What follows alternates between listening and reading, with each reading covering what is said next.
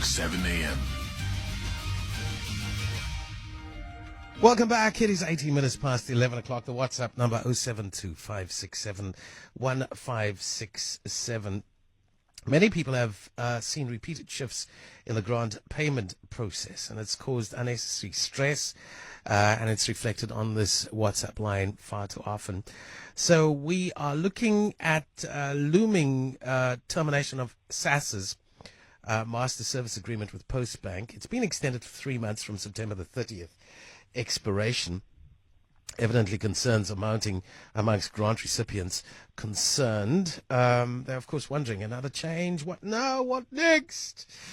It's important for grant recipients to understand that they have the freedom to choose how and where they receive their SASSA grant, and that choice represents a positive step forward, empowering them to select the payment partner or bank that best meets their needs, guiding us through options, because we are seeing just an exponential kind of development of fintech and accessibility to banking. Simphiwe Phakathi, Executive Head at EasyPay Everywhere, joins us. Welcome, Simphiwe. Great to have you.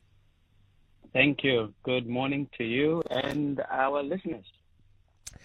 So South Africa is, a large population, very vast geographic area, very diverse in financial access, urban versus deep rural, for example. And there's a big need for both efficiency and security.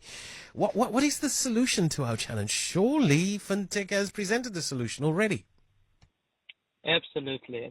Well, firstly, happy birthday. 28 great years of Flip Talk Radio. Yeah, no, for sure. It's been wonderful, absolutely wonderful. And I think it's the kind of radio station that will stand the test of time.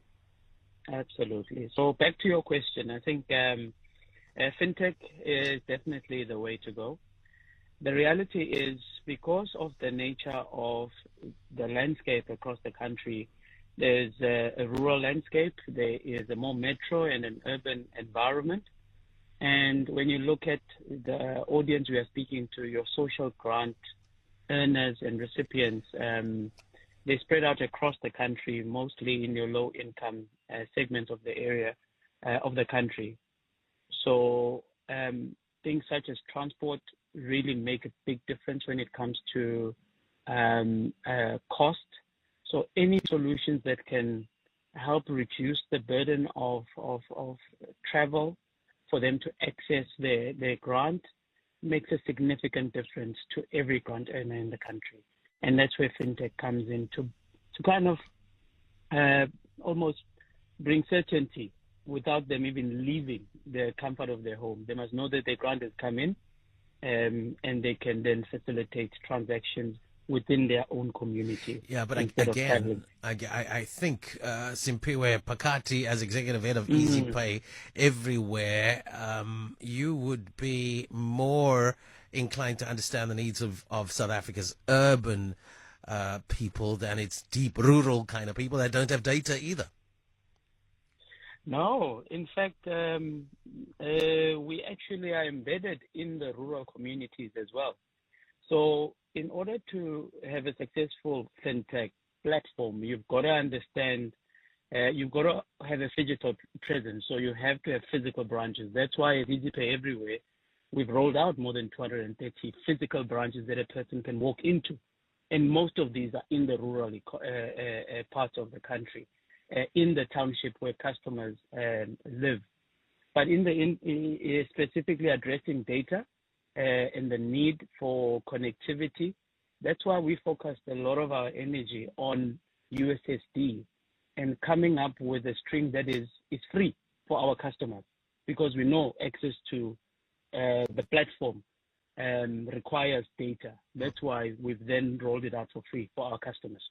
So what you're saying is that there's no need then, or soon there'll be no need for easily accessible cash. Yeah, because people can transact digitally from the comfort of their phone. And because we understand that most of them have feature phones, we then have focused a lot of our development on USSD, which works on a simple feature phone versus the need for a smartphone. If they've got a smartphone, we also have an app for that. I'm going to take it from you. That we are not assuming too much about the capability of our rural communities. I did a little exercise just in anticipation of this conversation with you, and I did ask AI what could be a solution for South Africa, and it volunteered a hybrid, digital first, and interoperable system. Is that what you have? Spot on.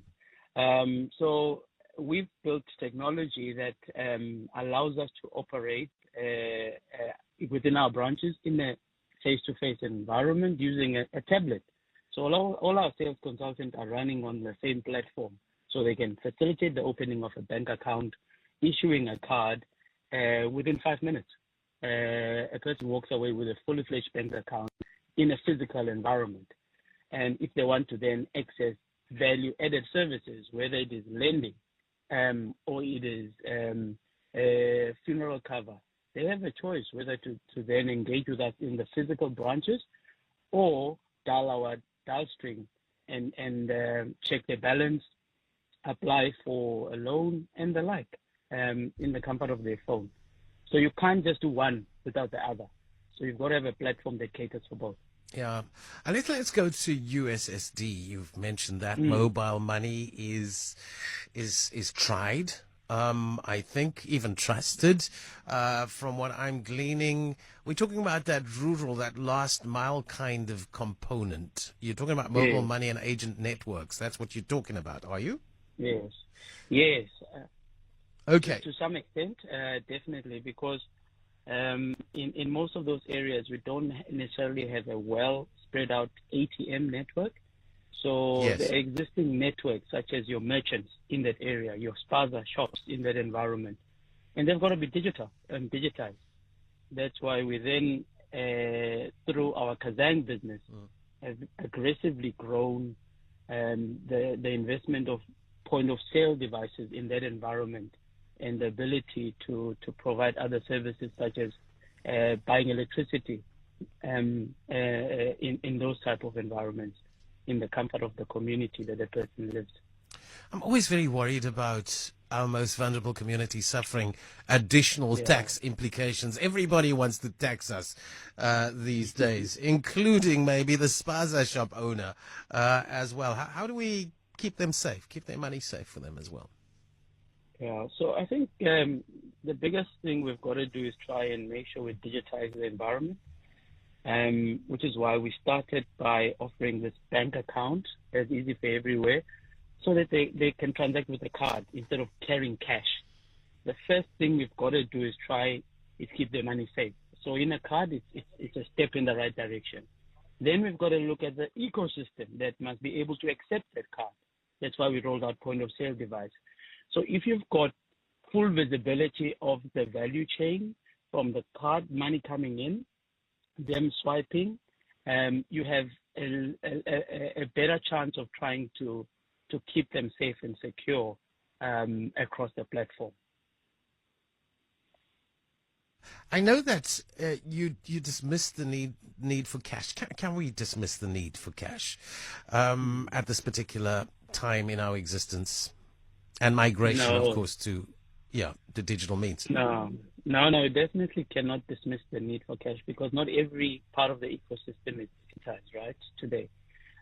So there'll always be a certain need for cash in these communities.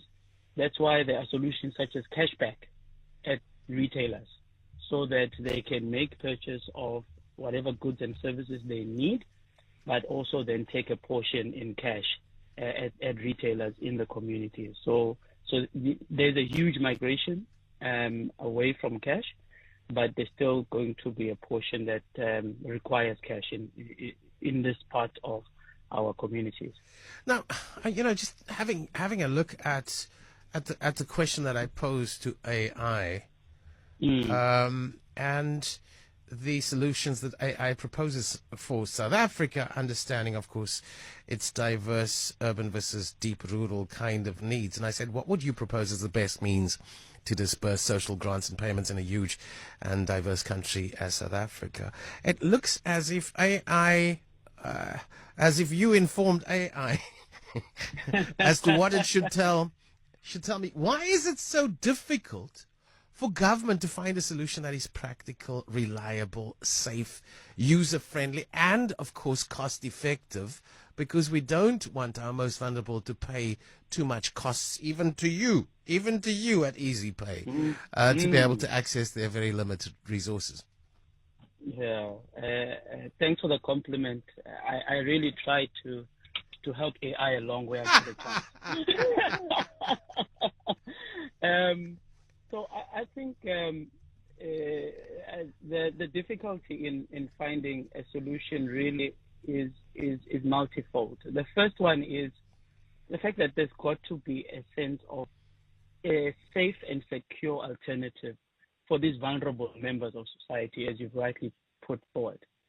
And unfortunately, in the past, they've been exposed to a lot of negative, players in the ecosystem that have not treated them well, which is why then they came out with regulations to say, let's put the power in the hands of the recipients, the actual grant earners. Let them decide, instead of us as government telling them where they must get their grant. Let them decide which is a financial services organization they will choose to receive their grant in, or a fintech platform that is relevant and one that they understand, and also close enough to where they live, so that if they need any support, they can engage locally. So it's a combination of those things. Then, to your point, cost. You've got to make sure that it's in the most affordable service that they can afford.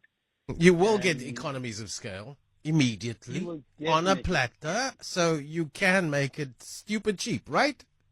Absolutely. That's why, I mean, in our earlier conversation, I said, that's why we've even gone as far as giving them digital banking for free on USSD. Wow. Because there's economies of scale. And our bank account is one of the cheapest in the country. Those are trade-offs you have to make if you are solving problems. And you make money on advertising.